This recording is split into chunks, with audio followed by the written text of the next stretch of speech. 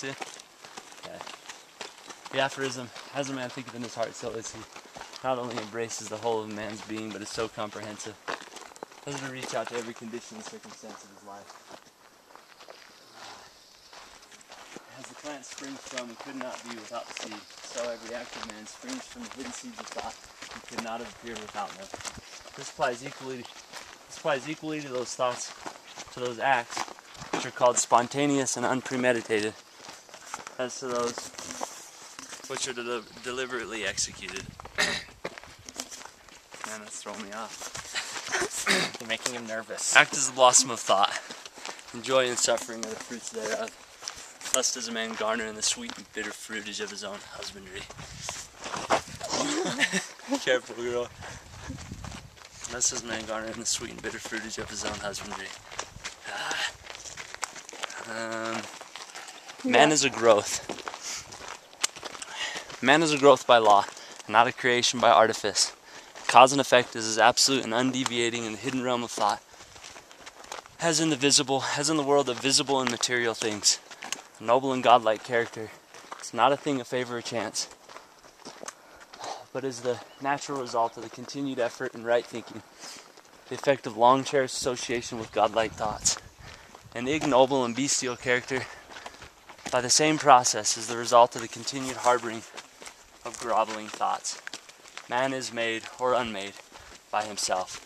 In the armory of thought, he fashions the weapons by which he destroys himself. He forges the weapons by which he destroys himself. He also fashions the tools with which he builds for himself heavenly mansions of joy and strength and peace.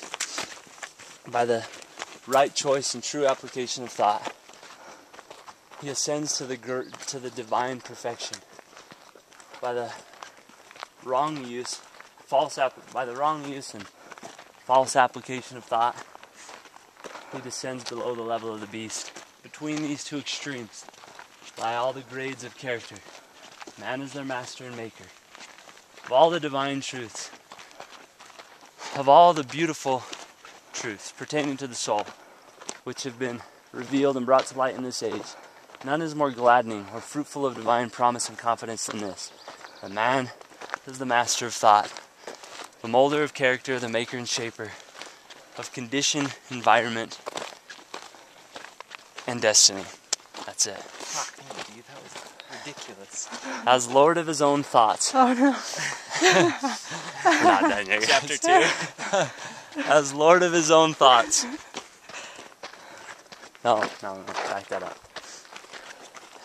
As a being of power, intelligence, and love, and Lord of his own thoughts, man has the key to every situation. He contains within himself that transforming and regenerative agency by which he may make himself what he wills.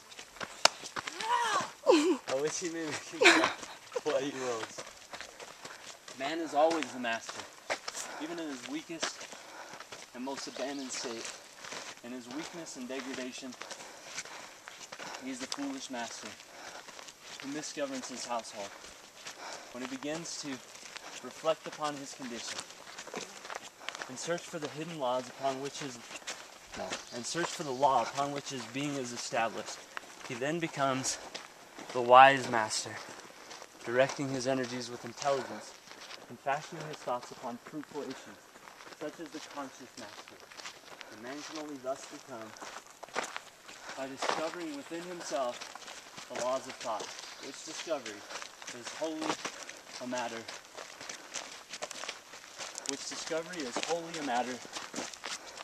of application, self-analysis, and experience.